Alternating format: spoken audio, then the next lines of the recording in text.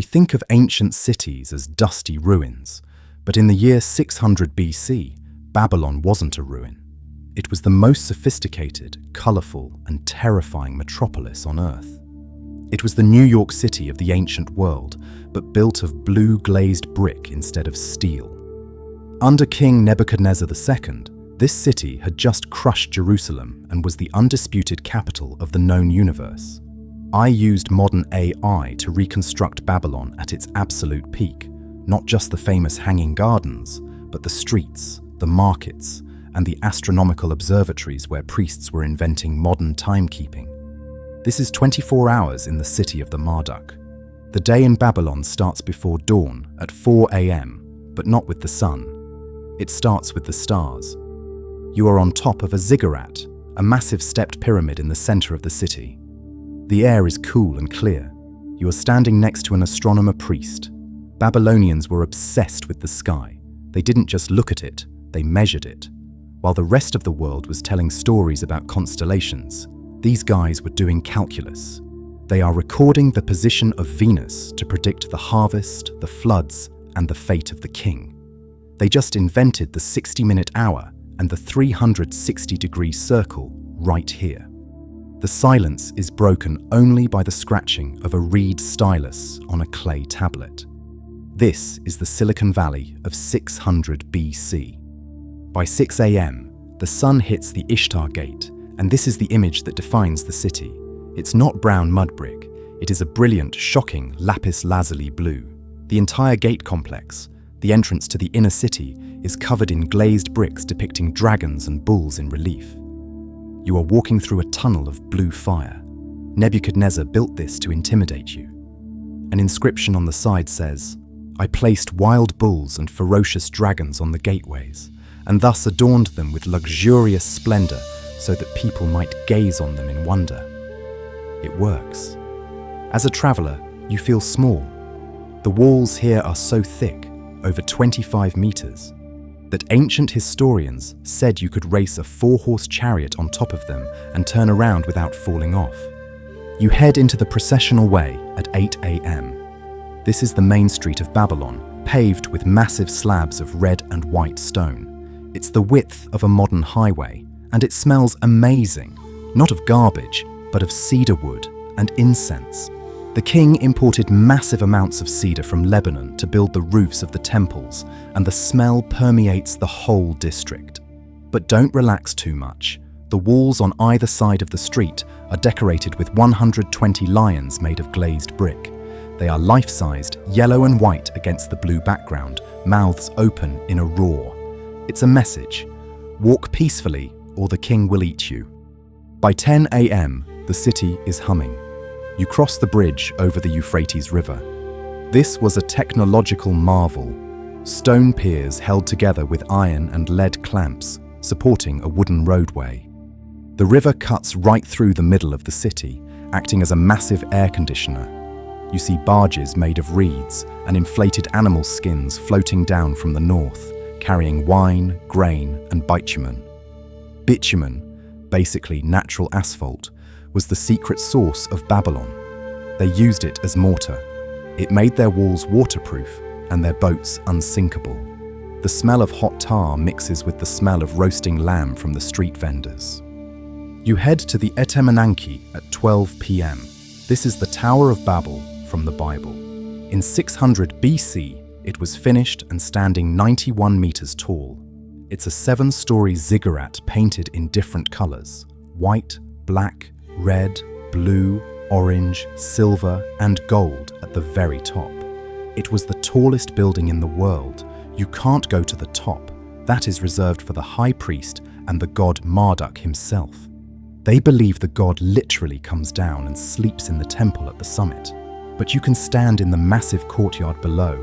It's crowded with pilgrims from all over the empire, Egyptians, Greeks, Persians, all here to pay tribute. The sound is a cacophony of languages, but the lingua franca is Aramaic.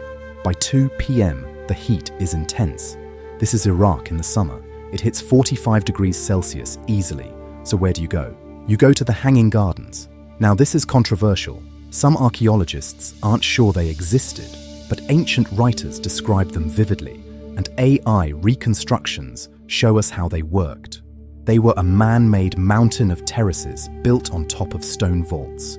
You walk underneath stone arches that are dripping with water. The air here is 10 degrees cooler. The technology was incredible. Massive Archimedes screws, water pumps, turned by slaves, lifting water from the Euphrates up to the top level, where it cascaded down in artificial waterfalls. It wasn't just a garden, it was an air conditioning unit for the palace. Nebuchadnezzar supposedly built it for his wife, Amytis, who missed the green mountains of her homeland.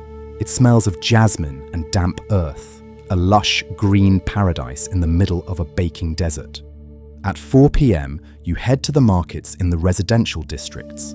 The houses here are surprising. They are 3 stories high, made of whitewashed brick, with no windows on the ground floor for privacy. You enter through a side door into a central courtyard. It's cool and shaded. Babylonians were obsessed with cleanliness. They had bathrooms with drainage systems that emptied into the river. You sit down for a meal. It's rich. They ate a lot of stews, lamb with garlic, onions, leeks, and huge amounts of dates. Dates were the sugar of the ancient world. They made date syrup, date wine, date cake. You dip flatbread into a stew seasoned with coriander and cumin. But the economy here is what's fascinating. You watch a merchant finalize a deal. He doesn't use coins. They haven't been invented yet. He uses silver rings or cuts off pieces of silver from a coil. To record the deal, he grabs a lump of wet clay and a reed stylus. He presses wedge-shaped marks into it. Cuneiform. I, Nabukuduri Usur, owe you 50 shekels of silver. He rolls a cylinder seal, his personal signature carved in stone, across the clay. Then he bakes it. That contract is indestructible. We have found thousands of them. We know the price of onions in Babylon in 600 BC, better than we know the price of bread in London in 1500 AD, because burnt clay lasts forever. By 6 p.m., the sun is setting and the mood shifts. The gates of the city are shut. The nightlife of Babylon begins, and it had a reputation. The Greeks later wrote that Babylon was a city of vice, but to the locals, it was just sophisticated. The taverns fill up.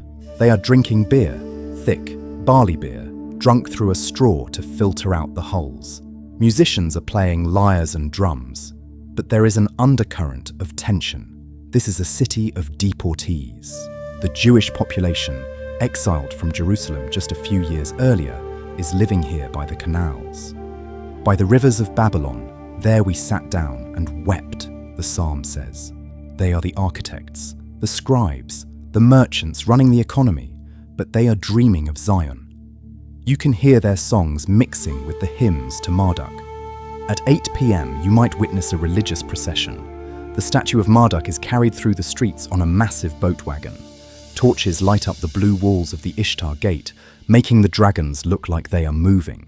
The priests are chanting, burning frankincense. Religion here isn't a private thing, it's a state engine. If the rituals aren't performed perfectly, the gods will leave and the Assyrians will come back. By 10 p.m., you are on the roof of a house. It's too hot to sleep inside, so everyone sleeps on the flat roofs under the stars. The city is glowing with oil lamps. You can see the silhouette of the Etemenanke Tower cutting a black shape against the Milky Way. It feels eternal. The Babylonians believed this city was built by the gods at the beginning of time. They called it Bab-Ili, the Gate of the Gods. Lying there in the warm wind, listening to the Euphrates flow, you realize the sheer audacity of this place. They took mud and water and built a civilization that charted the heavens. They codified law. Hammurabi's code was written here 1,000 years earlier.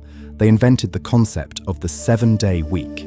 Every time you check your watch or look at a calendar, you are using systems invented by the people sleeping on these roofs. The astronomers are back on the ziggurat now, measuring the moon. The cycle continues. It feels like it will last forever. Of course, it won't. In less than 60 years, the Persians under Cyrus the Great will divert the river, march under the walls, and take the city in a single night without a battle. But for now, in 600 BC, Babylon is the center of the world, a blue jewel in the desert that literally reached for the stars.